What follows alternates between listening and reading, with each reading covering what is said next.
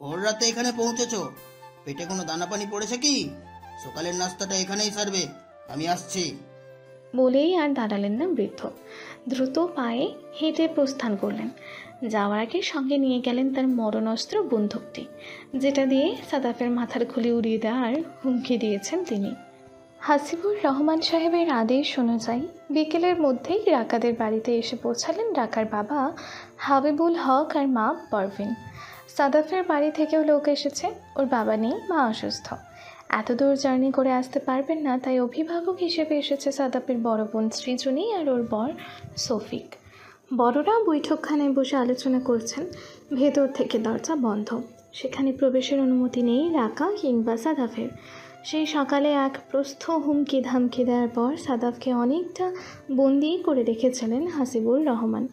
বাড়ির একেবারে কোণার একটা ঘরে ওকে থাকতে দিয়ে কঠিন হুঁশিয়ারি দিয়েছেন ভুলেও যেন রাকার সাথে কথা বলার দুঃসাহস না দেখায় সাদাফ। সেও বাধ্য ছেলের মতো মুখ বুজে মেনে নিয়েছে সব। কথা বলতে গিয়ে হাত দিয়ে বাড়তি ঝামেলা বয়ে আনতে চায়নি। এখন যখন সবাই আলোচনায় ব্যস্ত, বিশেষ করে হাসিবুর সাহেব যখন ভেতরে আছেন, তখন কথা বলার দুঃসাহসটা নিজেই দেখালো রাকা। চাচাতো বোন ঋতুকে পাঠিয়ে ডেকে আনলো সাদাফকে। খবর পেয়ে ভদ্র বালকের মতো গুটি গুটি পায়ে চলে এলো সাদাফ। বর্তমানে বাড়ির ছাদে দাঁড়িয়ে আছে দুজন। মধ্যবর্তী দূরত্ব প্রায় 3 হাত, যেন সোশ্যাল ডিস্টেন্স মেনটেন করছে তারা।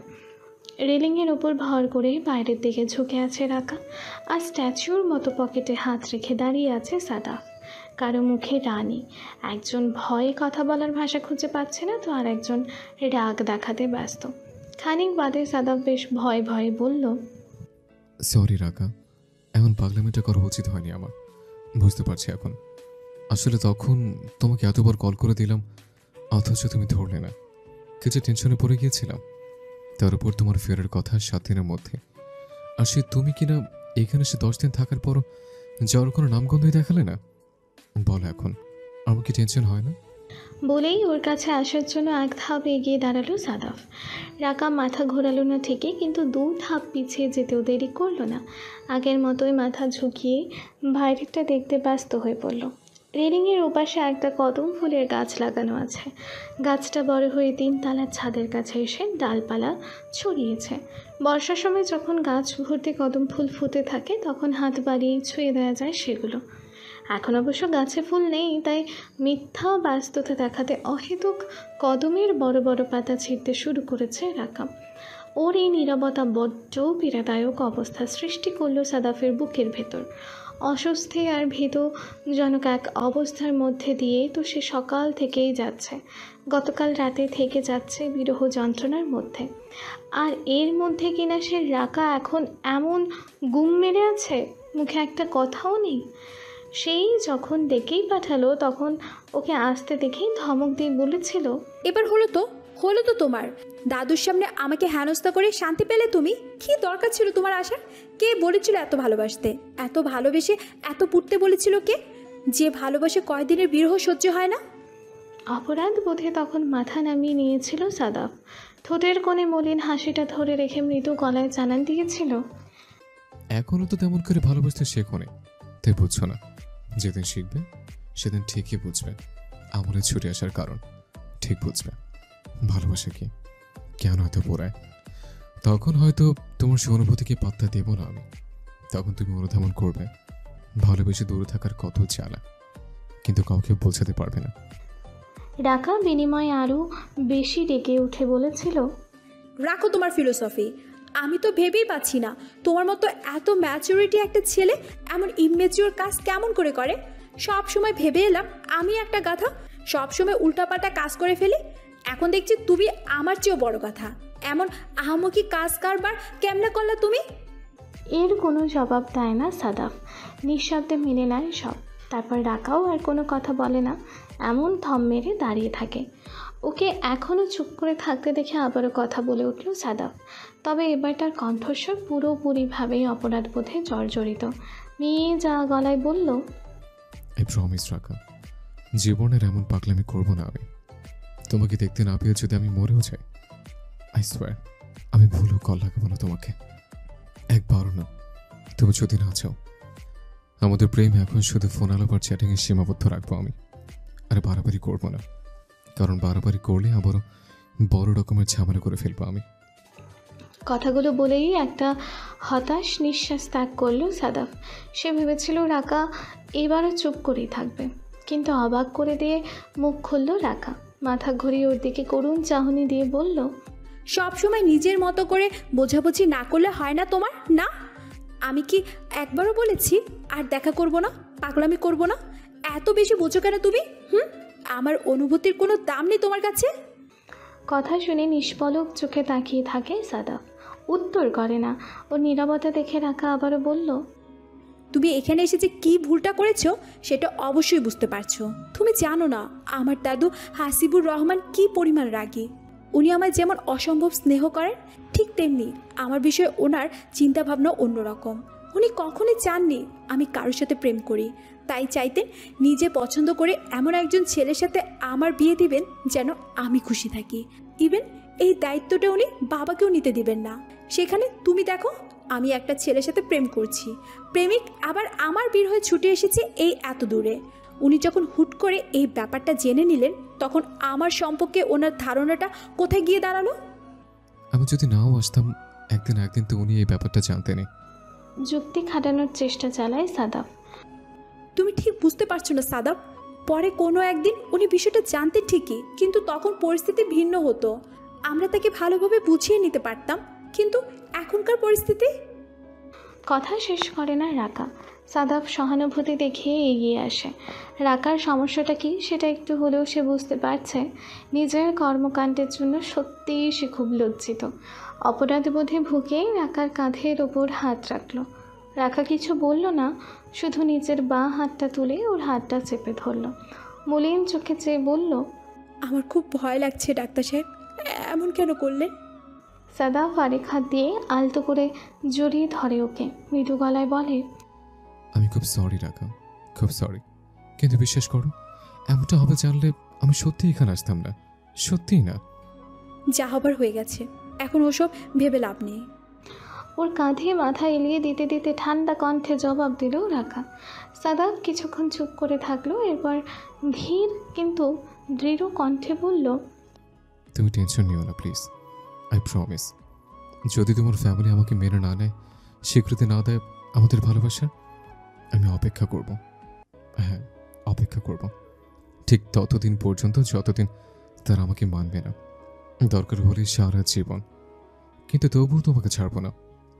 ওর কণ্ঠস্বর শুনে একটা প্রশান্তির হাওয়া বয়ে গেল রাকার ভেতর দিয়ে। এতক্ষণে দুশ্চিন্তা ছাপিয়ে মাথার ভেতর থেকে কে যেন শান্ত কণ্ঠে বলতে লাগলো, আর যাই হোক, এই লোকটাকে বেছে তুই কোনো ভুল করিসনি রাকা, কোনো ভুল করিসনি। এই লোকটা তোকে অসম্ভব ভালোবাসে, যে ভালোবাসে তুই তোর 7 জন্মেও কারো কাছে পাবি না। এরপর আর কোনো কথা হলো না। দুজনে চুপচাপ বাইরের দিকে তাকিয়ে থাকলো। রাকাকে পেছন থেকে জড়িয়ে রাখলো সাদাফ। সে কিছুই বলল না। কেটে গেল কিছুটা সময়। এই রাকা, তাড়াতাড়ি আয়, দাদু বের হয়েছে, জলদি আয়। হঠাৎ কারো হুঁশিয়ারি উচ্চারণ শুনে একে অপরের থেকে ছিটকে সরে গেল রাকা আর সাদাফ।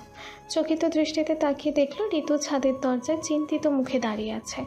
রাকাকে স্তম্ভিত চাহনিতে তাকিয়ে থাকতে দেখে আবারও তাড়া দিয়ে উঠল সে। এই রাকা, তাড়াতাড়ি কর না, আমি এই মাত্র দেখে এলাম দাদু বৈঠকখানা থেকে বেরোলো, কেমন একটা গম্ভীর মুখ করে। এক্ষুনি তোকে ডাকবে নিশ্চয়, তাড়াতাড়ি আয় না প্লিজ। সাদাফ অসহায় চোখে তাকিয়ে ওকে ইশারা করলো। যাও রাখা, ডাকছে তোমায়। রাকা প্রত্যুত্তরে মাথা নাড়িয়ে এগিয়ে গেল। যাওয়ার আগে একবার পেছনে ফিরে তাকাতেও ভুলল না। বুকের ভেতর হৃৎপিণ্ড নামক যন্ত্রটা তার অসম্ভব রকম জোরে স্পন্দিত হচ্ছে। তার ধূপধাপ শব্দ যেন বারবার কানে এসে বাড়ি খাচ্ছে ওর। মাথার ভেতর দুশ্চিন্তার পোকারা সব পিলপিল করে চলছে। সব চিন্তা এসে একসাথে জড়ো হয়ে সমাবেশ করছে। ভয়ঙ্কর একটা চিন্তা এসে সেই সমাবেশের মধ্যমণি হয়ে আছে। সেটা হলো, দাদু কি বললেন, মেনে নিলেন তো সব? জীবনের একটা সময় এসে মানুষ উপলব্ধি জিনিসটা বুঝতে শেখে। জীবনের ভুল ত্রুটি, মার্জনীয় অমার্জনীয়, সঠিক ভুল, ন্যায় অন্যায়, এই ব্যাপারগুলো নিয়ে ভাবতে থাকে। উপলব্ধি করতে থাকে বিগত দিনগুলোতে তার কাজকর্মগুলো আসলে কেমন ছিল, সেগুলো ঠিক না বেঠিক। এই উপলব্ধির সময়টা মানুষের জীবনে কখন আসে বলা যায় না। কেউ মধ্য বয়সে এসে কোনো এক পরন্ত বিকেলের অবসরে একা বসে ভাবে, কেউ বৃদ্ধ বয়সে সারা দিনের অবসরে চিন্তা করে। আবার কিছু মানুষ আছে যাদের জীবদ্দশায় এসব ভাবনা চিন্তা খুব একটা গ্রাস করতে পারে না, তারপরেও তারা এই বিষয়টা নিয়ে ভাবে। কখন জানেন? যখন জীবনের শেষ সময়, যখন আর কিছুই করার থাকে না। মায়ার আজকাল কী যেন হয়েছে, সে সারাক্ষণ দরজা বন্ধ করে বসে থাকে, একা একা বসে বসে কী যেন ভাবে। মাঝে মাঝে খুব ভায়োলেন্ট হয়ে গেলে ড্রাগস নেয়, কিন্তু তারপরও সে ভালো নেই। ড্রাগসের নেশাও তাকে কাবু করতে পারে না, তার কষ্টগুলো ভুলিয়ে দিতে পারে না। সে আসলে ভেবেই পায় না তার জীবনের প্রয়োজনটা আসলে কোথায়, তার বেঁচে থাকার দরকারটা আসলে কই।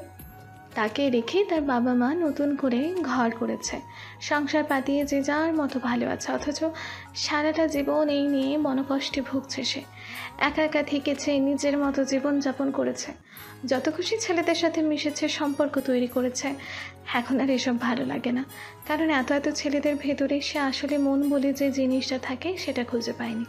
এদের মন নেই, এদের ভেতর সত্যি বলে কিচ্ছু নেই, যা আছে সব হলো মিথ্যে কল্পনাময় সংসারের গল্প।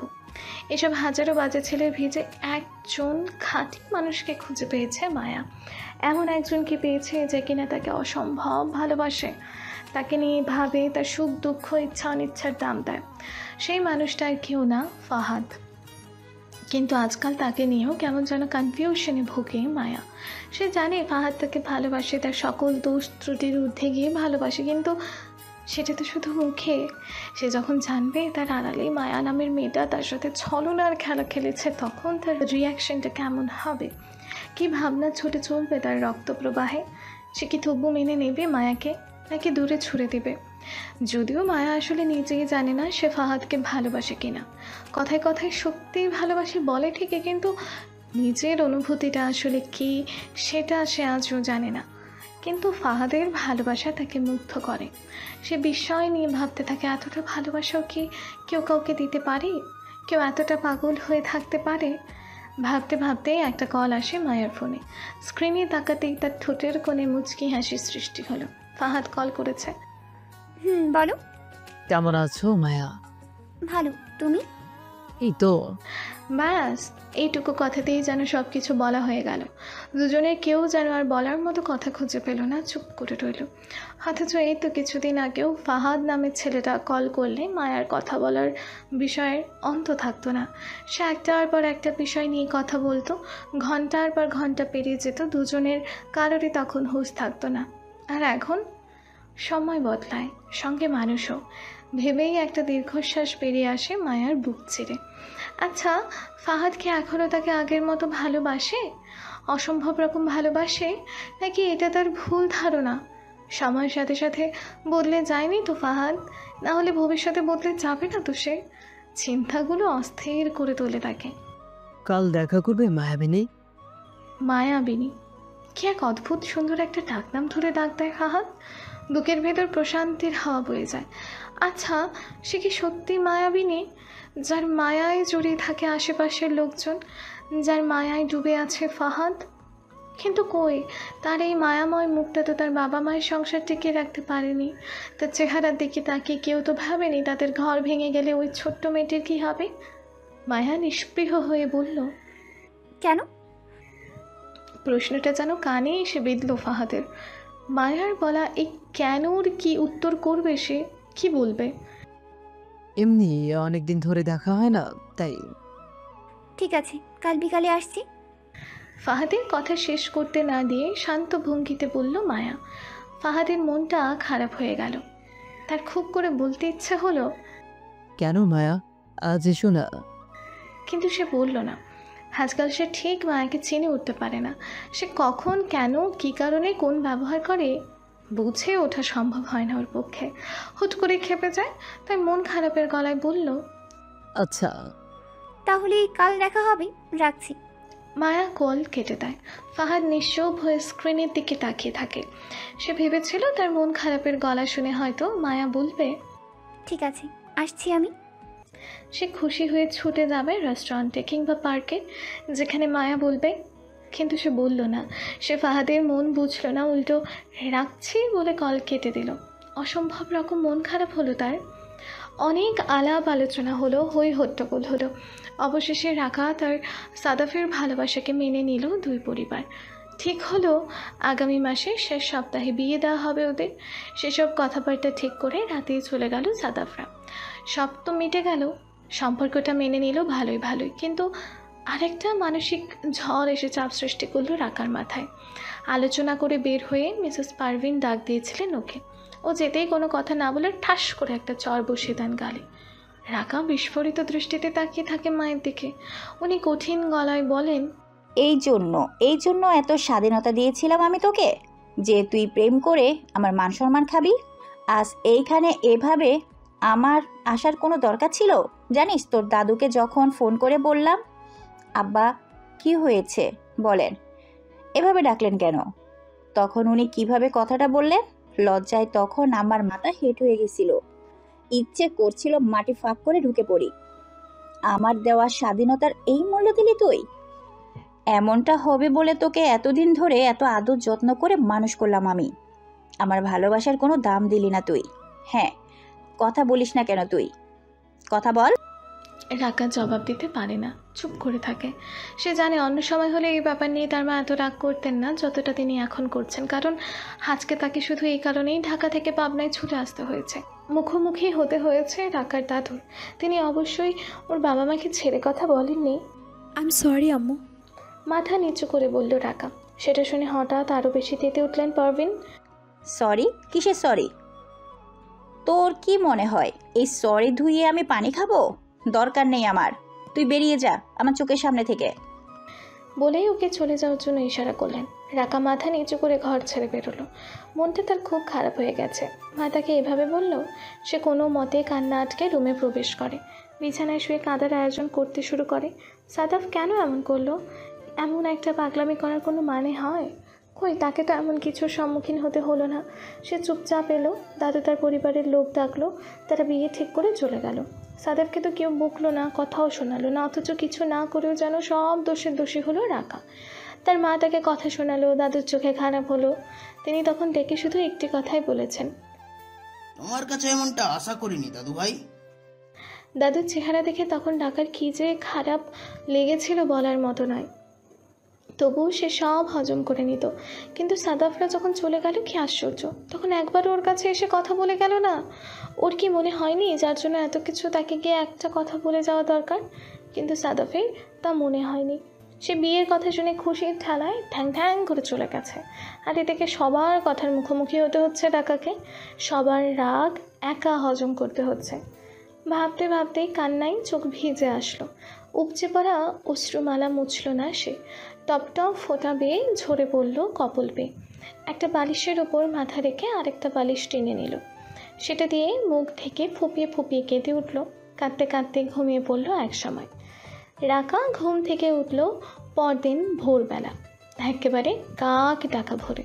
চোখ মেলতেই ভারী ভারী লাগলো পাপড়িগুলো। দুহাতে মাথা চেপে উঠে বসলো রাকা। রাতের কথা মনে আসতেই আবারও মনটা খারাপ হয়ে গেল। ওয়াশরুমে গিয়ে মুখে পানি ছিটিয়ে দেওয়ার উদ্দেশ্যে বিছানা থেকে নামতে গেল। বালিশ দুটো ঠিক করে রাখতে গিয়েও হঠাৎ একটা কাগজ নজরে এলো। ভ্রুকুচকে কাগজের ভাঁজ খুলতেই চোখে পড়ল গোটা গোটা অক্ষরে সাদাফের হাতের লেখা, আমার আপনার যে আপন যেজন, খুঁজি তারা আমি আপনায়, আমি শুনি তার চরণের ধ্বনি আমার তিয়াসী বাসনায়। মুহূর্তেই সব মন খারাপেরা ছুটে বেরিয়ে গেল রাকার মনের ভেতর। অস্থিরতাগুলো সরে গিয়ে সুন্দর একটা অনুভূতি এসে গ্রাস করলো। সে কাগজটা হাতের মুঠোয় রেখে বুকের সঙ্গে লেপ্টে রাখলো। এই চিঠি সাদাপের দেওয়া। সে তার মানে না বলে চলে যায়নি, ঠিক থেকে চিঠি রেখে গেছে ওর জন্য। আকাশের রৌদ্রতপ্ত দিবাকরের তেজ আজ খুব বেশি। গরমে কিছুক্ষণ পর পরই ঘেমে একাকার হয়ে যাচ্ছে শরীর। ভাগ্যিস রেস্টুরেন্টের এসি রুমে বসে আছে ওরা, নয়তো এই গরমে আধা সিদ্ধ হয়ে যেতে হতো। বাইরের দিকে তাকিয়ে আনমনে ভেবেই জানালা থেকে দৃষ্টি সরালো রাকা, আর চোখে সাদাফের দিকে তাকালো। সে নিঃশব্দে কফের কাপে চুমুক বসাতে ব্যস্ত। ওর দিকে না তাকিয়ে বলল, কাল আমরা চলে আসার পর তোমার উপর দিয়ে খুব ঝড় গেছে, তাই না? বড়টা নিশ্চয় চুপচাপ সব মেনে নেয়নি, বন্দুক বাগিয়ে গুলি করতে এসেছিল বুঝি। বলেই আগ্রহী চোখে তাকিয়ে রইল সাদাফ। ওর মুখভঙ্গি ঠিক বোধগম্য হলো না রাকার কাছে। ওর প্রথম প্রশ্নটা ছিল বেশ সহানুভূতিপূর্ণ, সহমর্মিতায় ভরপুর, আর শেষ কথাটা ঠিক যেন উল্টো, ওর দাদুকে নিয়ে খোঁচা মেরে বলা কথা একটা। ব্যাপারটা ভালো না লাগলেও চেপে গেল সে। নিরস মুখে বলল, দাদু কিছুই বলেনি, কিন্তু মন খারাপ করেছেন। যা বলার সব বলেছেন আম্মু। উনি খুব কষ্ট পেয়েছেন, খানিক রাগারাগিও করলেন। সরি, আমার জন্য তোমাকে এতটা। কথা শেষ করলো না ও, তার আগেই রাখা টেবিলের ওপর রাখা ওর হাতটা নিজের মুঠোয় নিয়ে বলল, হিটস ওকে ডাক্তার সাহেব, কাল থেকে অনেকবার সরি বলেছেন। বলেই মুচকি হাসলো। বিনিময়ে সাদাফও হাসলো। হাসাহাসির পর্ব শেষ হতেই রাকা বলল, তবে একটা ভুল করে ফেলেছো তুমি। যদি আর কটা দিন থেকে তারপর আসতে তাহলে ভালো হতো। এই একটা দিন থাকতে কি এই যে অবস্থা, তাতে আর কটা দিন থাকতে গেলে তোমার এই বড় আমাকে গুলি করে মাথার খুলি উড়িয়ে দিত। বাবা, যে বাঁচানটা বাঁচছে। বলে কপাল চাপড়ালো সাদাফ। ওর ভঙ্গিমা দেখে খিলখিল করে হেসে উঠল রাকা। মজা করে বলল, তো তোমাকে কে বলেছিল আমার পাগলামি করতে? এমন কাজ কি কেউ করে? টেনশনে সোজা ঢাকা টু পাবনা ছুটে যায়। এইখানে তো আমার প্রেমের গভীরতা মিস রাখা, সে ব্যাপারটা তুমি বুঝলে না। লাইফে তুমি অনেক প্রেমিক দেখবা, প্রেমিকার জন্য ৭ সাগর ১৩ নদী পার করে দিতে চায়, অথচ কাছের পাড়ায় নেই। আর আমাকে দেখো, তোমার জন্য তোমার দাদুর বন্দুকের নিচে নির্ভয়ে বুক পেতে দিয়েছিলাম আমি। আমার জায়গা অন্য কেউ হলে এটা পারতো? তুমিই বলো। বেশ দর্প ভরে কথাটা উচ্চারণ করলো সাদাফ। রাকা ভ্রুকুচকে বলল, দাদুর বন্দুকের নলের মুখে তুমি নির্ভয়ে বুক পেতে দিয়েছিলে। কই, দাদু তো সে কথা বলল না। সে তো বলল তুমি নাকি গুলির ভয়ে গাছ থেকে সুরসুর করে। আরে ধুর, রাখো তুই বড়োর কথা, বদমাজে লোক একটা। ওকে কথা শেষ করতে না দিয়ে বলে উঠল সাদাফ। দাদুকে নিয়ে কথা শুনে আবারও মনক্ষুণ্ণ হলো রাকা, কিন্তু এবারে বলল না। সাদাফ কিছুক্ষণ পর ফের বলল, তুমি যদি নেক্সট টাইম আবার এমন করো তাহলে সোয়ার পাগল হয়ে যাবো আমি। এই কটা দিনে যে লেগেছিল না, মুখে বলার মতো না। তাহলে তো ভালোই হবে, পাগলা হয়ে পাবনার মানসিক হসপিটালে ভর্তি হয়ে যাবা। এই ভালো কথা বলেছে তো। এবার গেলে যখন, তখন ওই হসপিটালের দিকে গেলে না কেন? ওটা তো তোমার দেখে রাখা উচিত ছিল। বলা তো যায় না কখন আবার ভর্তি হয়ে যাও।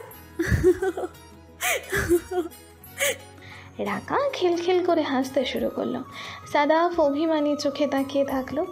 মেয়েদের মতো করে অভিমান করে বলল, তুমি এমন করে বলতে পারো না রাকা, বলতে পারো না। হয়েছে মিস্টার ড্রামা কিং, আর ড্রামা করবেন না। কোনো মতে হাসি চেপে উত্তর দিল রাকা। কালকের ঘটনার পর আজ সকালেই ঢাকার উদ্দেশ্যে বাসে করে পাবনা ছাড়ে রাকা। ও বাড়িতে এখনও তার বাবা মা রয়ে গেছেন।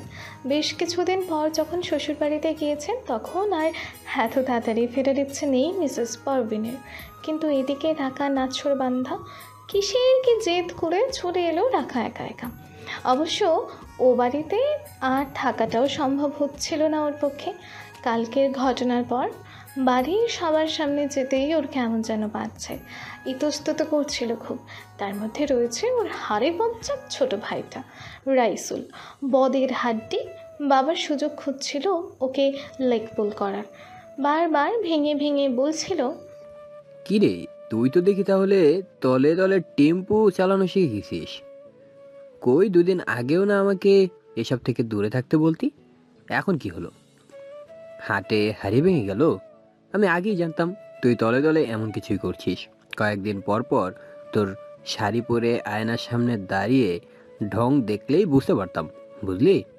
রাকা উত্তর করেনি ফাজিলটার কোনো কথার। তাতে কি, সে নিজের মতো বকবক করে জ্বালিয়েছে। আবার মাহিও ফোন করে ইচ্ছে মতো কথা শুনিয়েছে। কেন এমন বেখেয়ালি হলো রাকা, কেন সাদাফের ফোন না ধরে ছেলেটাকে এত দূর টেনে আনলো, কেন ঝামেলা বাঁধালো। ভাবটা যেন এই সব দোষ ওই নন্দ ঘোষের, ওরফে রাকার। আজ বিকেলে ফাহাদের সাথে দেখা করতে যাওয়ার কথা ছিল মায়ার। ইচ্ছে না থাকা সত্ত্বেও সে রাজি হয়েছিল, রেডিও হয়েছিল বেরোনোর জন্য। কিন্তু তার ঠিক কিছুক্ষণ আগেই একটা ফোন এলো মায়ার সিমে। নাম্বার দেখে পুরো কুচকে ফেলল সে। রিসিভ করে কানে ধরতেই ওপাশ থেকে কে যেন বলে উঠল, হ্যালো, মায়া বলছেন? জি বলেন। পাসপোর্ট অফিস থেকে বলছিলাম, আপনি কি অফিসে একটু আসতে পারবেন এখন? এখন? জি, আসাটা জরুরি। আপনার পাসপোর্ট আর ভিসার জন্য কথা বলতাম, একটু আসুন প্লিজ। ঠিক আছে, আসছি। বলেই ফোনটা কেটে দিল মায়া। অবাক হয়ে তাকিয়ে থাকলো কিছুক্ষণ। এখন থেকে পাসপোর্ট অফিসে যেতে হবে এখন? কিন্তু ফাহাদকে দেওয়া কথা, সে রাগ করবে না? যাবে কি যাবে না এই নিয়ে অনেক ভাবল সে, কিন্তু শেষ পর্যন্ত যাওয়াটাই ঠিক হলো। কারণ ওর কাছে ফাহাদের সাথে দেখা করার চেয়ে পাসপোর্ট অফিসে যাওয়াটা বেশি জরুরি বলে মনে হয়েছে। কারণ যত তাড়াতাড়ি সম্ভব সুইজারল্যান্ডে যেতে চায় সে, সেই দরকারে। তাই আর কিছু না ভেবেই ফাহাদকে কল করলো। দুবার বাজতেই কলটা রিসিভ করে ফাহাদ বলল, হ্যাঁ মায়া বলো, কই তুমি? আমি কিন্তু কাছাকাছি চলে এসেছি, তাড়াতাড়ি চলে এসো, ওকে? গড়গড় করে কথাগুলো বলে থামলো সে। ওর খুশিকে ভেঙে দিয়ে মায়া বলল, আমি সরি ফাহাদ, আমি আজকে আসতে পারছি না, আমার খুব জরুরি একটা কাজ পড়ে গেছে। সরি। হ্যাঁ, মন খারাপ করো না, আমরা অন্য কোনো দিন দেখা করব। বলেই আর কিছু বলার সুযোগ না দিয়ে কলটা কেটে দিল মায়া। ফাহাদ নির্বাক দৃষ্টিতে তাকিয়ে রইল ফোনের স্ক্রিনের দিকে। তার হাতে তখনও ঠাঁই পেয়েছে সুন্দর একটা ফুলের তোড়া। তাজা তাজা ফুলের তৈরি সেই তোড়ার ফুলের গন্ধে বুক ভরে আসার মতো কি তীব্র সুবাস। তার ঠিক সঙ্গেই হাতের মুঠোয় রেখেছিল ছোট্ট একটা বক্স, র্যাপিং পেপার দিয়ে মোড়ানো ছোট্ট একটা রিং বক্স। এসব কিনেছিল সে মায়ার জন্য, তাকে ভালোবেসে উপহার দেবে বলে, কিন্তু দিতে পারল না, কারণ মায়া আসবে না বলে দিয়েছে। হঠাৎ করেই বুকটা ভার লাগলো। মায়া এমন কেন করলো? কি এমন জরুরি কাজ তার যে এইভাবে মুখের উপর আসবে না বলে দিল? কষ্ট লাগলো না? বুকের বাঁ পাশে অনুভব করলো চিনচিনে ব্যথার। Time and tide waits for none. সময় কারোর জন্য থেমে থাকে না, সে বহমান, বহতা নদীর মতো চিরবহমান। সেই বহমানতায় কেটে গেছে আরও একটা মাস। এই এক মাসে প্রেমের খুব বেশি উন্নতি হয়েছে রাকা সাদাফের। তারা এখন চরম আনন্দিত প্রেমিক জুটির মতো চুটিয়ে প্রেম করে বেড়াচ্ছে। সেই দিনের ঘটনার পর তো সাদাফের সাথে সম্পর্কের ব্যাপারটা জেনেই গেছে রাকার পরিবার। একটু সময় লাগলো, এরপর ওদের সানন্দেই মেনে নিয়েছে সবাই। তাই এখন আর কোনো লুকোচুরি নয়, বরং সবার চোখের সামনে দিয়ে প্রেম করে বেড়াচ্ছে তারা। পরিচিত কেউ হঠাৎ দেখে ফেললে তারা ভয় পায় না, বরং খুশি খুশি গলায় একে অপরকে পরিচয় করিয়ে দেয় ফিয়ান্সে হিসেবে। গত এক মাসে ওদের সম্পর্কের উন্নতি হলেও সম্পর্কের ফাটল ধরেছে ফাহাদ মায়ার। তাদের গল্পটা এখন অন্যরকম। সম্পর্কে এখন শিথিলতা এসে গেছে। কেউ কারোর সাথে কথা বলে না, দেখা করে না, কেমন একটা মরা মরা ভাব ওদের। কথা যাও বা হয়, সব কিছুই নির্জীবতায় ঘেরা। কেউ কারোর সাথে কথা বলে শান্তি পায় না। যতক্ষণ লাইনের দুপাশে কানেক্টেড থাকে ততক্ষণ ভেতরে ভেতরে হাঁসফাঁস করে দুজনে। ফাহাদ অবশ্য ভেবে পায় না এতে তার কোনো দোষ আছে কি নেই। সে ভাবতে থাকে সম্পর্কের এমন পরিণতির কথা। কেন এমন হলো ওদের? কেন কেন কেন? দোষটা আসলে কার ছিল, তার না মায়ার? অনেক কোনো কুল কিনারা খুঁজে পায় না। আজ অনেকগুলো দিন পর মায়া নিজে থেকে কল করলো ফাহাদকে। কল করে একটা রেস্টুরেন্টে আসতে বলল। ফাহাদ শুনে অবাক হলো। গত এক মাসে মায়া এমন করেনি। স্বেচ্ছায় দেখা করতে চাওয়া তো দূরে থাক, কল পর্যন্ত করেনি। যত কথা বলার ছিল, যত খোঁজ নেওয়ার ছিল, সব নিয়েছে ফাহাদ। মায়ার খোঁজ নিয়েছে, কিন্তু মায়া খোঁজ নেয়নি। আজ হঠাৎ সে নিজেই দেখা করতে চাইছে ভেবেই কেমন যেন অনুভূতি জাগলো ওর মনে। কাঙ্ক্ষিত সেই রেস্টুরেন্টে বসে মায়ার অপেক্ষার প্রহর গুনছে ফাহাদ। মায়া 2 মিনিট আগে কল দিয়ে বলেছে সে এখন রাস্তায়, আসতে কয়েক মিনিট লাগবে। চুপ করে বসে ভাবতে থাকে ফাহাদ তাদের সম্পর্কের কথা, এমন বাজে একটা পরিণতির কথা। সে কি কখনো ভেবেছিল এমন হবে? তার মায়াবিনী হঠাৎ এমন করে বদলে যাবে, এতটাই বদলে যাবে যে তার সাথে আর নিয়মিত কথা বলবে না, তাকে ফোন করবে না, দেখা করতে চাইবে না। সে ভালোবাসি বলে বলে পাগল করলে মুচকি হেসে বিনিময় সত্যিই ভালোবাসি বলবে না। আচ্ছা, আজ হঠাৎ ডেকে পাঠালো কেন মায়া? কি হয়েছে তার? সে কি আজ মাফ চাইবে? পুরনো দিনের ব্যবহারের জন্য লজ্জিত হয়ে ক্ষমা চাইবে? আবারও আগের মতো আলতো হেসে চোখে চোখ রেখে বলবে ভালোবাসি, সত্যিই ভালোবাসি?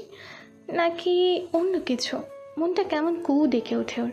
অজানা একটা ভয় এসে গ্রাস করে ওকে। মায়া আবার খারাপ কিছু বলবে না তো?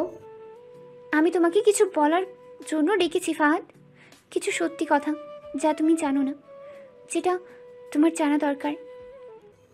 মায়ার কথা শুনে কেমন যেন চোখে তাকালো ফাহাদ। মেয়েটার বাচন ভঙ্গি খুব সিরিয়াস লাগছে, মনে হচ্ছে সে এমন কিছু বলবে যা শোনার মানসিক প্রস্তুতি নেই ফাহাদের। কিন্তু এইটা এমন কি বলবে ও?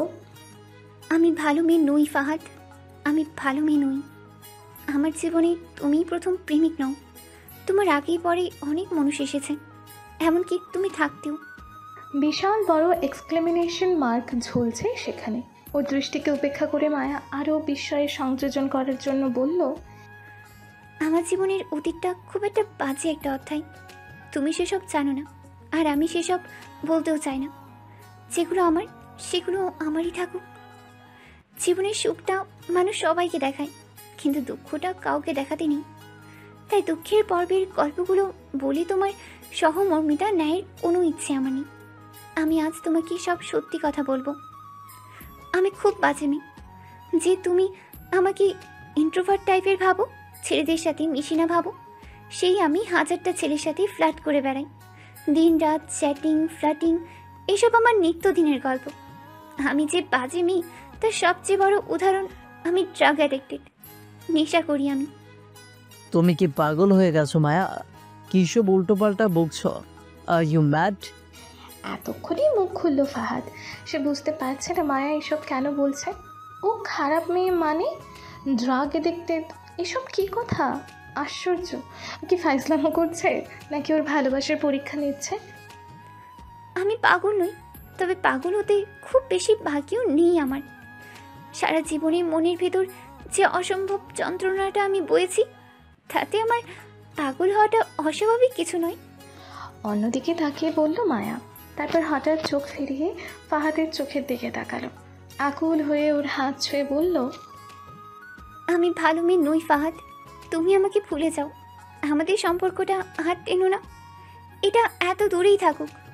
এখানেই ইতি টেনে দাও প্লিজ। তুমি আমাকে ভালোবাসো না? নিষ্পলক চোখে চেয়ে প্রশ্ন ছড়ে। মায়া ওর সেই চাহনির দিকে তাকাতে সাহস করে না, চোরের মতো মুখ লুকায়। কিছুক্ষণ পর নীরবতা ভেঙে সহজ গলায় বলে, আমি কাউকেই ভালোবাসিনি ফাহাদ। এই জীবনে বহু ছেলের সংস্পর্শে এসেছি আমি, বহু ছেলের। সবার সাথে প্রেম প্রেম খেলেছি আমি। এটা আমার একটা খেলা, কোনো অনুভূতি এখানে ছিল না আমার। তবুও দিন শেষে তোমার ভালোবাসা আমাকে মুগ্ধ করেছে। আমি বিস্মিত হয়েছি তোমার ভালোবাসার অসাধারণ ক্ষমতা দেখে। প্রেমে পড়েছিলাম তোমার, কিন্তু বিশ্বাস করো ভালোবাসিনি। ওই শব্দটা আমার সাথে যায় না। আমি ওই শব্দটাকে ঘৃণা করি ফাহাদ, ঘৃণা করি। কিন্তু কেন? আমার বাবা মার জন্য। তাদের লাভ ম্যারেজ হয়েছিল, কিন্তু আমার জন্মের পর কোনো দিন তাদের মধ্যে লাভ নামের জিনিসটা খুঁজেই পায়নি। ওরা সবসময় ঝগড়া করতো, আমার ভালো লাগতো না। সারাক্ষণ এটা ওটা নিয়ে ওদের খুঁতখাট ঝগড়া আমি সইতেই পারতাম না, আমার অসহ্য লাগতো। এরপর এক সময় ওদের সম্পর্কটা ভেঙে যায়। মা কাউকে কিছু না বলে কোথায় যেন চলে যায়। বাবা নতুন একটা বিয়ে করে নেয়। ছায়া হলো বাবার সেই দ্বিতীয় পক্ষের মেয়ে, আমি প্রথম পক্ষে। বিয়ের পর বাবা বলতে থাকে ছায়ার মাকে সে অনেক ভালোবাসে, তাদের এই সম্পর্কটা খুব ভালোবাসার। আচ্ছা, ভালোবাসা কি এমন হয় ফাহাদ? একজন থাকলেই তাকে ভালোবাসি, আর অন্যজন আসলেই তাকে ভালোবাসি? তোমরা সব ছেলেরা ভালোবাসাকে এমন মনে করো কেন? এই যে দেখো, এতদিন আমি এত এত ছেলের সাথে মিশলাম, কই কারো কাছে তো ভালোবাসার সঠিক সংজ্ঞায়ন পেলাম না। সবাই তো একই রকম, একইভাবে নতুনকে নিয়ে টানাটানি করে, পুরনোকে ভুলে যায়। তাহলে এটা কি ভালোবাসা? এই ভালোবাসার উপর বিশ্বাস করব আমি? আমিও কি ওইসব মানুষের দলে পড়ি মায়া? ছলে ছলে চোখে শুধোয় ফাহাদ। মায়া মাথা নাড়িয়ে বলল, না, তুমি সেসবের মাঝে পড়ো না। তুমি তো আলাদা। সত্যি বলতে আমি জানি, আমি আমার পুরো জীবনে শুধু তোমাকেই পেলাম, যে কিনা সত্যি সত্যি ভালোবাসার সংজ্ঞানটা জানে, সত্যি করে ভালোবাসতে জানে। কিন্তু আমি অপারক ফাহাদ, আর আমি এটাও জানি আমার সবটা জানার পর তুমি আমায় মেনে নেবে না। তাই বলছি, সম্পর্কের এখানেই ইতি টেনে ফেলি। যদি বলি সবটা জানার পরেও আমি তোমাকে চাই, তাহলে যদি বলি আমি তোমাকে সত্যি ভালোবাসি, ততটা ভালোবাসি যতটা ভালোবাসলে একজনকে ছেড়ে থাকা যায় না, আমি যদি না ছাড়ি তোমায়? আমি এসব শুনতে চাই না ফাহাদ। আমি সহজভাবেই বলেছি আমার অতীত, আমার ভুল কর্মকাণ্ডগুলো বলেছি। এগুলো শুনেই আমাকে ছেড়ে দেওয়া উচিত তোমার। তাও যদি মনে করো তুমি আমাকে ছাড়া বাঁচবে না, তাহলে বলবো এটা তোমার ভুল ধারণা। পৃথিবীতে কেউ কারোর জন্য বাঁচে না, সবাই বাঁচে নিজের জন্য। আজ যাকে ছাড়া বাঁচবে না বলে ভাবছো, দুদিন পর সে দেখবে তাকে ছাড়াও তুমি বেশ ভালো আছো। আর তোমাকে তো আমি বললামই, আমি তোমাকে কখনোই ভালোবাসিনি, ইভেন কাউকেই না। তাই এসব নিয়ে আর কিছু ভাবতেই চাই না আমি। তুমি তার মানে ব্রেকআপ করতে চাইছো? অন্যদিকে তাকিয়ে অস্পষ্ট স্বরে জবাব দিল মায়া। ফাহাদ অবাক হয়ে থাকলো। এত সহজ সাবলীলভাবে মায়া ওকে ব্রেকআপের কথা বলে দিল, এত সহজে। ওদের ভালোবাসা এতই ক্ষুদ্র, তুচ্ছ যে তার কোনো মূল্যই দিল না মায়া। অভিমানী কষ্টে ফাহাদের বুক ভার হয়ে উঠল। মায়া একবার ওর দিকে ফিরে তাকিয়ে ওর মুখের ভঙ্গি বোঝার চেষ্টা করলো। ও যে ভয়ঙ্কর কষ্টটা লুকাতে এইদিক সেদিক তাকাচ্ছে সেটা বুঝতে পেরে নিজের কাছে নিজেকেই খারাপ লাগলো। আর এক মুহূর্ত দাঁড়ালো না ও। ব্যাগ হাতে নিয়ে দ্রুত পায়ে হেঁটে বেরিয়ে এলো রেস্টুরেন্ট থেকে। সেই দিনের পর 2 দিন কেটে গেল। মায়া আর একটাবারও ফাহাদকে কল দিল না। ফাহাদ অনেক অপেক্ষা করলো, সারাক্ষণ ফোন কাজ ছাড়া করলো না। কখন মায়া কল দেবে, ভালোবাসি বলবে, সেই অপেক্ষায়। কিন্তু ওর অপেক্ষার প্রহর শেষ হলো না। মায়া একবারও কল দিল না। তার মানে কি মায়া সত্যি সত্যি বলেছিল ব্রেকআপ? আসলেই সে ওদের সম্পর্কে রীতি টেনে চলে গেছে, আর কখনো ফিরবে না সে? তার এতদিনের ভালোবাসা সব মিথ্যে ছিল ওর কাছে? ও সব ভালোবাসা মুখে মুখে সত্যি ভালোবাসি বলে সবটাই ছলনা, অভিনয়। ভাবতেই বুক চিনচিনে ব্যথা অনুভব করে সে। হঠাৎ কাঁধের ওপর কারো হাতের ছোঁয়া অনুভব করতেই ফিরে তাকালো ফাহাদ। দেখলো সাদাফ দাঁড়িয়ে। ওর চেহারাটা কেমন মলিন। অবাক হয়ে বলল, দোস্ত তুই কখন এলি? তুই যখন তোর কল্পনা নিয়ে ব্যস্ত ছিলে তখন। দৃষ্টি বাইরের দিকে রেখে সাদাফ বলল, মায়াকে নিয়ে এখনো ভাবছিস তুই? যে চলে গেছে তাকে নিয়ে ভেবে কি কোনো লাভ আছে বল? কেন শুধু শুধু কষ্ট পাচ্ছিস? আয়নায় ঘিরে একবার নিজের চেহারাটাও দেখেছিস? কি হাল বানিয়েছে সেই 2 দিনে? যখন জীবনে ভালোবাসার মানুষটাকে পেলাম না, তখন চেহারা দিয়ে কি করব আমি? যাকে জীবনে চেয়েছিলাম সেই যখন থাকলো না, তখন এই জীবনটা দিয়েই বা কি করব? মায়াকে বাসনে তো কি হয়েছে?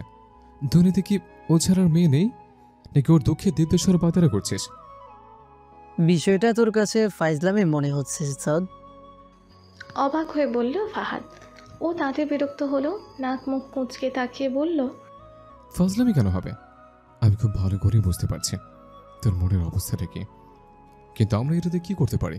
কি করলে তোর মায়া ফিরবে তোর কাছে বলতে পারিস? যদি পারিস বল, আমরা চেষ্টা করব। ও তো কোনোভাবেই ফিরবে না। তাহলে তাহলে কি করে ওকে ফিরাবি? দেখ ফাহাদ, মায়া নিজে বলেছে ও তোকে ভালোবাসেনি। তোদের সম্পর্কটা ওর কাছে নেহাতি ছেলে খেলা ছিল, যে ছেলে খেলা শেষ হয়েছে। এখন এখন আর ওর তোকে দরকার নেই। এখন তুই চাইলে ওকে ফেরাতে পারবি না।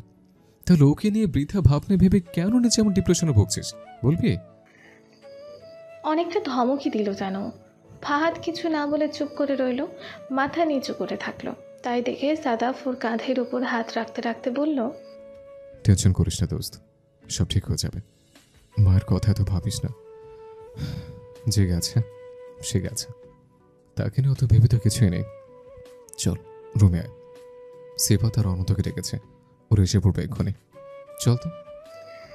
ওরা চুপচাপ রুমে ঢোকে। কিছুক্ষণ পর সিফাত আর অনন্তও চলে আসে। প্রথমেই কিছুক্ষণ নীরবতা চলে, তারপর ফাহাদ আর মায়ার ব্যাপারটা নিয়ে চলে আলোচনা। ফাহাদকে দেয়া হয় সান্ত্বনা। মায়ার বলা কথাগুলো শুনে খুব রেগে যায় সিফাত। শুধু পুলিশে দেওয়ার কথা বলে, মায়াকে সে দেখে নেবে, এমন মেয়েদের পুলিশে হ্যান্ড ওভার করে দেওয়া উচিত, ইত্যাদি ইত্যাদি বলে উত্তেজিত হয়ে ওঠে সে। অনন্তও অবাক হয় খুব। মায়ের সম্পর্কে তাদের যে ধারণা ছিল সেটা ভেঙে গেছে, এমনভাবে ভেঙেছে যাতে আর জোড়া লাগানোর উপায় নেই। মায়া মেয়েটা যে এমন সেটা যদি সে নিজে না বলতো তবে হয়তো কখনোই জানতো না ওরা। শুধু অবাক হলো না সাদাফ, কারণ এর আগে মায়াকে বেশ কিছু ছেলের সঙ্গে মিশতে সে দেখেছিল, কিন্তু ফাহাদকে বলেনি, যদি সে কষ্ট পায়।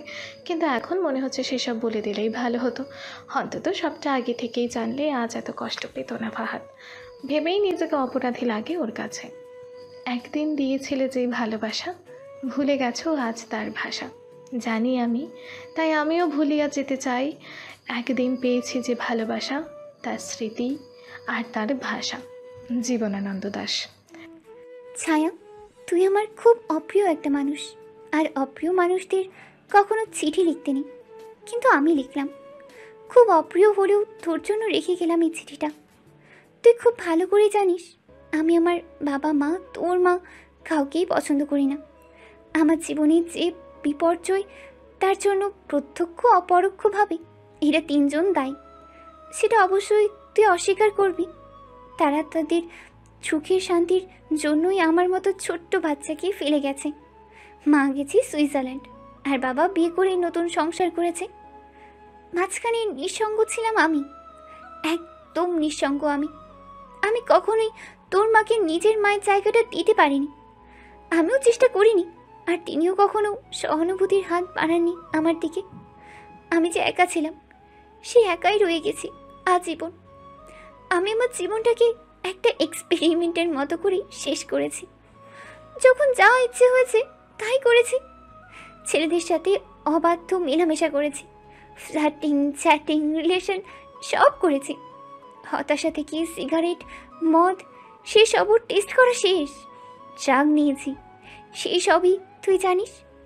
আর সেগুলো থেকে আমাকে দূরে রাখার চেষ্টাও তুই করেছিস। অনেক কিছু বলেছিস, বুঝিয়েছিস। আমি বুঝিনি, কারণ লাইফটা আমার, সেখানে যা ইচ্ছা তাই করার ক্ষমতা রাখি আমি। কখনো তোর কথায় পাত্তা দিইনি, কিন্তু তারপরও আমি জানি তুই আমার ভালোই চাস। তারপরও তোকে একটা কথা বলি, তুই আমাকে নিয়ে যে ভয়গুলো পাস, সে সবই অমূলক। কারণ আমি জাতি মাতাল হলেও তাহলে ঠিকই থাকি আজীবন। আমার কী লক্ষ্যটা ছিল সেটা আমি পূরণ করেছি। মার খোঁজে আমি সিলেটে গেছিলাম, সেখানে না গেলেও একটা খোঁজ পেয়েছি। খুব বড় চিঠি লিখে ফেললাম, তাই না? এতগুলো কথা বোধহয় তোর সাথে আর কোনোদিনও বলিনি, তাই না? আর বলবো না, কারণ আগামীকাল আমি সুইজারল্যান্ড চলে যাচ্ছি আমার বায়োলজিক্যাল মাদারের খোঁজে। সে যখন আমায় ছেড়ে গেল, তখন তার সাথে আমার কোনো বোঝাপড়া হয়নি। তাই সেই অসমাপ্ত কাজটা করার জন্যই আমি যাচ্ছি। বেশি কিছু না, আমার জীবনটা যে এলোমেলো কেন করেছে সেই উত্তরটাই আমি তার কাছে আদায় করব, আর কিছু নয়। তুই ভালো থাকিস ছায়া। এই মায়া নামের বেয়াদব মেয়েটাকে তুই যতটা ভালোবাসিস, সে কখনো তোকে ভালোবাসে না। তারপরও তুই খারাপ থাক, এটা সে চায় না। ভালো থাকিস। ইতি মায়াহীন মায়া। ছায়া চিঠিটা পড়ে থমকালো, বাঁধ ভাঙল অশ্রুমালা। টপ টপ করে বেয়ে ঝরে পড়ল কপল বেয়ে অশ্রুকণা। মায়া শেষ পর্যন্ত চলেই গেল, আর ফিরবে না ভাবতে কেমন একটা কষ্ট হলো। তারপর হঠাৎ কি যেন মনে হতে চোখ জোড়া মুছে নিল সে। অন্যায় চাপিয়ে অশ্রুবিন্দু শুষে নিয়ে ভাবল সে গেছে, যাক, তার জীবনে যে লক্ষ্যটা ছিল সেটা পূরণ করেছে। এখন যদি সে দেশ ছাড়া হয়ে শান্তি পায় তো পাক না, কি ক্ষতি তাতে। ছায়া নিঃশব্দেই ঘর ত্যাগ করে বেরিয়ে আসে। আজ সকাল থেকেই মায়া ঘর থেকে বেরোচ্ছিল না, তাই ওকে খুঁজতে রুমে এসেছিল ছায়া।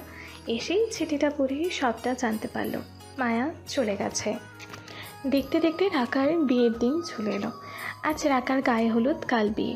সমস্ত আয়োজন করা হয়েছে রাকার দাদুর বাড়িতে, মানে পাবনায়। হাসিবুর রহমান সাহেব বলেছেন তার আদরের নাতনির বিয়ে তিনি নিজের বাড়িতে নিজ তত্ত্বাবধানেই দিবেন।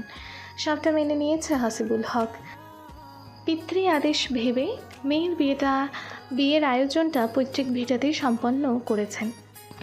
সারাদিনের ব্যস্ততার পর অনেক রাত্রে বান্ধবীদের হাত থেকে ছাড়া পেল রাকা। রুমে এসে নিজের ক্লান্ত শরীরটাকে ইলিয়ে দিল বিছানায়। বড্ড ক্লান্ত আর অবিশ্রান্ত লাগছে। চোখ দুটো ঘুমে নেতিয়ে এলেও ঘুম যেন ধরা দিচ্ছে না। কেমন হাঁসফাঁস লাগছে এই অবস্থায়। পরনে তার হলুদের শাড়ি, এলোমেলো হয়ে গেছে। আয়নায় দাঁড়িয়ে নিজেকে দেখলো, মুখে হলুদের রাঙা রাঙা ভাব, যদিও বেশ ভালো করেই ধুয়েছে, তবুও হাতে পায়ে হলুদের রং রয়েই গেছে। আয়নায় নিজের প্রতিবিম্ব দেখে কেমন যেন লজ্জা লজ্জা লাগলো ওর। চেহারাটা নতুন বউয়ের মতো লাগছে। কাল তার বিয়ে, আজই তাকে নতুন বউয়ের মতো টুকটুকে দেখাচ্ছে কেন? ভাবতেই একা একা লজ্জায় কুকড়ে গেল। ওয়াশরুমে গিয়ে শাড়ি বদলে মাথা না ভেজে গোসল সেরে নিল সে। বেরিয়ে এলো একটা সুতি সালোয়ার কামিজ পরে। এখন তাকে ঘুমোতে হবে, নইলে বিয়ের দিনে দেখা যাবে কোণের চোখে রাত জাগা পাখির কালো কালির দাগ। দেখতে তখন একটুও ভালো লাগবে না নিশ্চয়ই। ভেবেই গড় ঘুচিয়ে ঘুমানোর প্রস্তুতি নেয় সে। বিছানায় শুতেই হঠাৎ করে ফোনটা বেজে উঠল। স্ক্রিনে তাকিয়ে দেখল সাদাফ সাহেবের কল। মুচকি হেসে রিসিভ করতেই উপাস থেকে শুনতে পাওয়া গেল সাদাফের কণ্ঠস্বর। তো হব মিস সাদাফ, বলুন কেমন আছেন? বিয়ের প্রস্তুতি কেমন? ভালো। বিয়ের প্রস্তুতিও জাঁকজমক। কাল আসুন একবার, তারপর বুঝতে পারবেন। আমার বাড়ির পিচ্ছি বাহিনী আপনাকে একেবারে ফতুর করে ছাড়বে। বিয়ের আয়োজনে যেমন খরচ হবে তেমন। আসুন খালি। বাপরে বাপ, তাই নাকি? তাহলে তো আমি বিয়ে করবো না, বউ রেখে পালিয়ে যাব। বলেই মুচকে হাসলো সাদাফ। রাকাও হাসলো, তারপর দুষ্টুমি গলায় বলল, তাহলে আমার দাদুর বন্দুকের মুখে প্রাণটা দেওয়ার জন্যও প্রস্তুত থেকো। বিয়ে বাড়ি আসবে আর বিয়ে না করে পালাবে, তা তো হচ্ছে না। অবসরপ্রাপ্ত ইন্সপেক্টর হাসিবুর রহমান সাহেব তো তা কিছুতেই মেনে নেবেন না। এই না না, বন্দুক টন্দুক ওসবের আবার কি দরকার? আমি তো এমনিই বলছিলাম, ইয়ে আর কি। সাদাফ আমতা আমতা শুরু করলো। রাকা তাতে মজা পেয়ে হো হো করে হাসতে থাকলো। বলল, তুমি এখনো দাদুকে ভয় পাও ডাক্তার সাহেব? আশ্চর্য। সে তুমি কি আর বুঝবে? জীবনে কখনো বন্দুকের সামনে বুক পেতে দিয়ে দেখেছিলে? দেখোনি।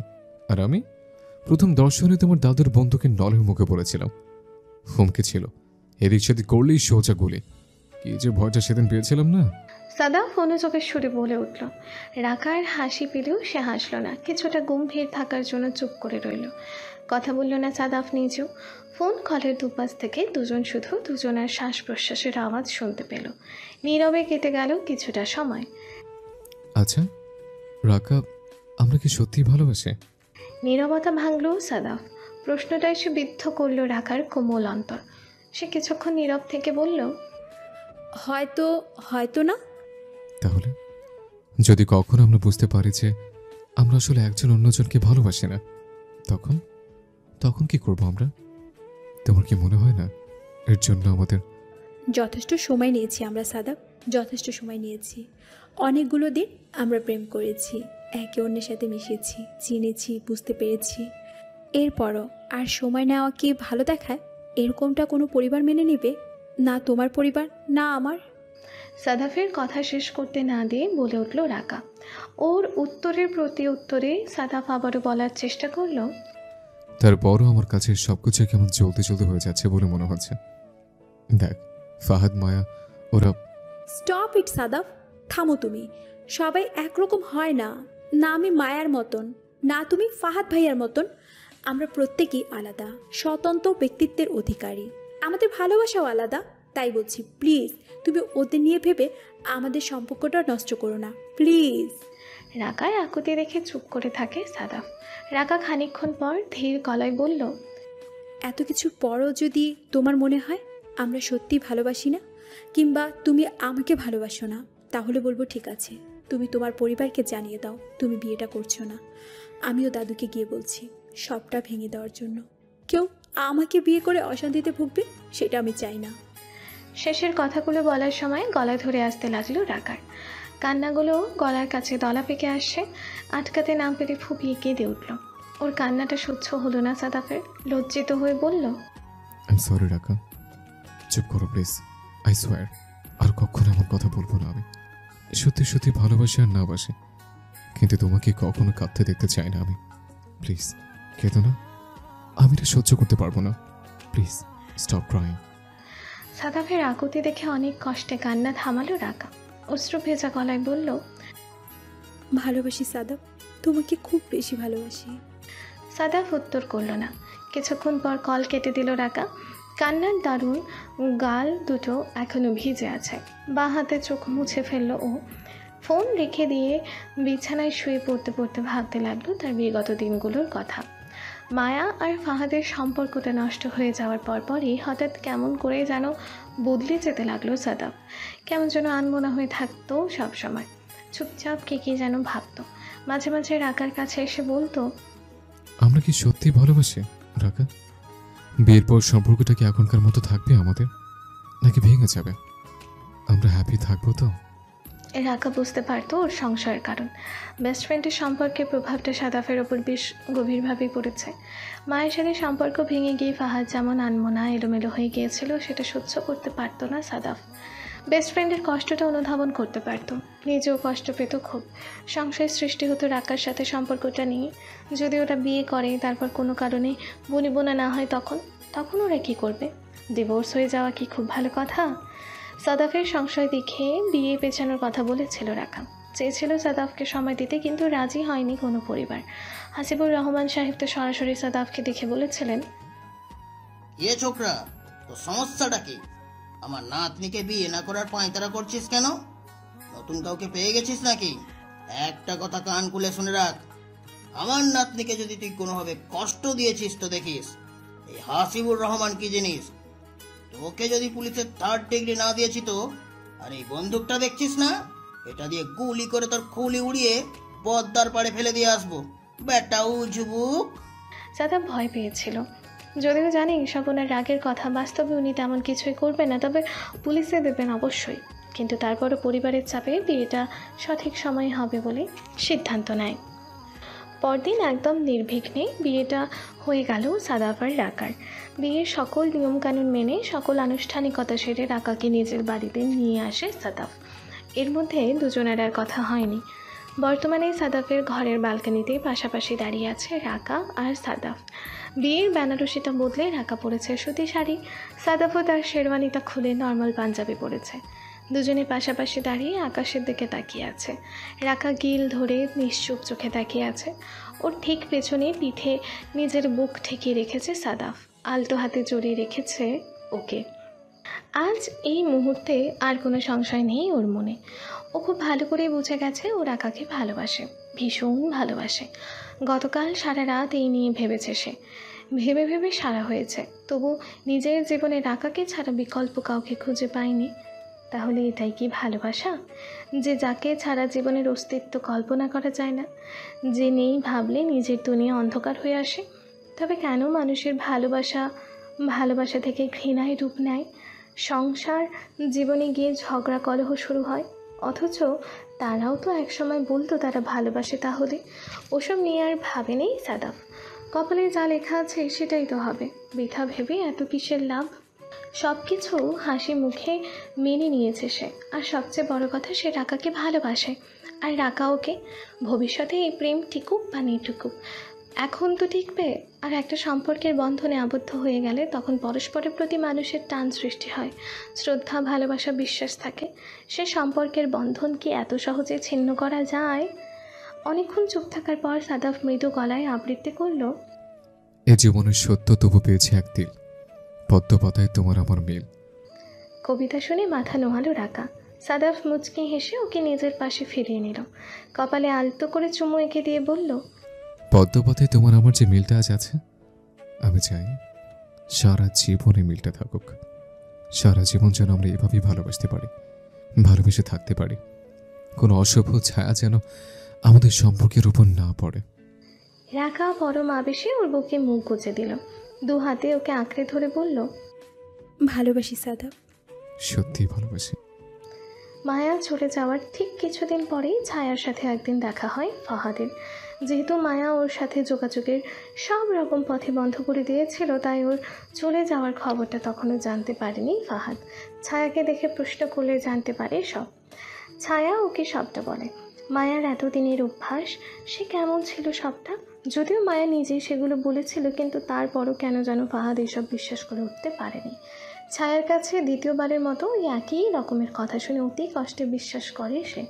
মায়া আসলেই তাকে ভালোবাসেনি। মায়ার বলে যাওয়া কথা, স্বীকারোক্তি সব কিছু শুনেও শেষ পর্যন্ত ফাহাদ ওকে ভালোবেসেছিল, ওকে ফেরাতে চেয়েছিল।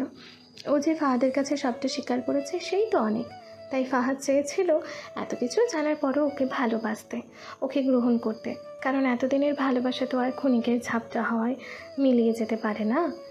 তিনটা বছর তিল তিল করে গড়ে তোলা অনুভূতি, ভালোবাসা, সম্পর্ক, সেসব কি এত দ্রুতই মলিন হয়ে যায়, ফিকে হয়ে যায়?